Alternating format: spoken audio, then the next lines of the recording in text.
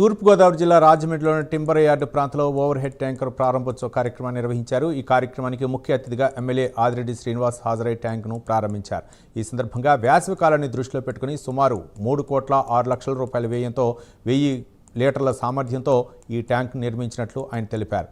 ఈ ట్యాంకు ద్వారా 34, 40, 41 వార్డులతో పాటు చుట్టుపక్కల వార్డులు కూడా పూర్తి స్థాయిలో నీటి సరఫరా చేయవచ్చునని ఎమ్మెల్యే చెప్పారు.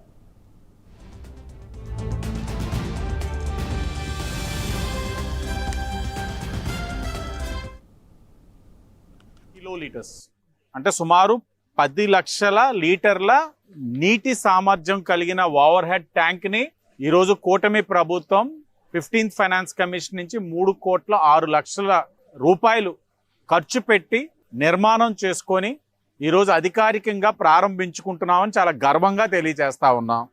ఇప్పటి వరకు సీతంపేట దగ్గర ఏదైతే ఓవర్ హెడ్ ట్యాంక్ ఉందో ఆ ట్యాంక్ నుంచి 34, 35, 36, 37, 38, 39, 40, 41, 42 అంటే 9 వార్డులకి అంటే 9 వార్డ్స్ కి అదే ట్యాంక్ నుంచి ఏదైతే ఇక్కడ 10 MLD ఉందో ట్రీట్మెంట్ జరిగిన తర్వాత వాటర్ ప్యూరిఫికేషన్ అయిన తర్వాత ఈ వాటర్ అక్కడికి వెళ్ళిన తర్వాత అక్కడి నుంచి అందించేవాళ్ళం. అక్కడ అన్ని కూడా చాలా అప్లాండ్ ఏరియాస్ ఉన్నాయి. దాని వలన ఉదయం సాయంత్రం 2 పూటలు కూడా గంట కూడా సరిగ్గా ఇవ్వలేకపోయేవాళ్ళం.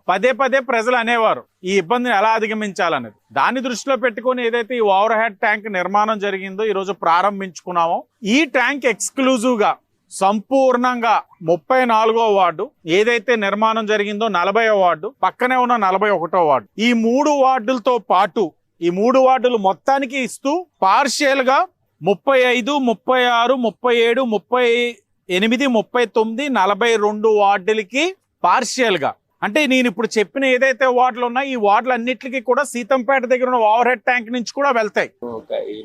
ఓపెనింగ్ ఇది 1000 KL కెపాసిటీకి అరౌండ్ 7 వార్డ్స్ కి పాపులేషన్ కి యూజ్ అవ్వడం వల్ల ఇది ఈసారి ఎప్పుడే ఓపెన్ చేయడం జరిగింది.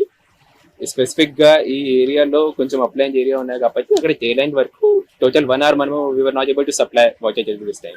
ఈ ఈసారి వచ్చిన తర్వాత ఇవన్నీ 7 వార్డ్స్ కి మొత్తం పాపులేషన్ కి ప్రతిరోజు 2 times ఈజీగా 1 hour minimum water supply confirm అవుతుంది. సో సిన్స్ ఈ టైంలో మనకి వర్ష కూడా తక్కువ ఉన్నాయి, ప్రిడిక్షన్స్ కూడా ఇలాగా ఉన్నాయి, సమ్మర్స్ కూడా temperatures will be higher. So ఆ దృష్టిలో చూస్తే మనకి drinking water supply compulsory ensure చేసడానికి అవసరం ఉంది.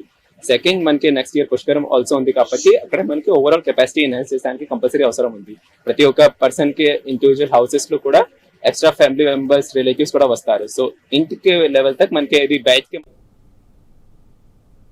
ఇవి ఇప్పటి వరకున్న అప్డేట్స్. తిరిగి మరో బులెటిన్లో కలుసుకుందాం.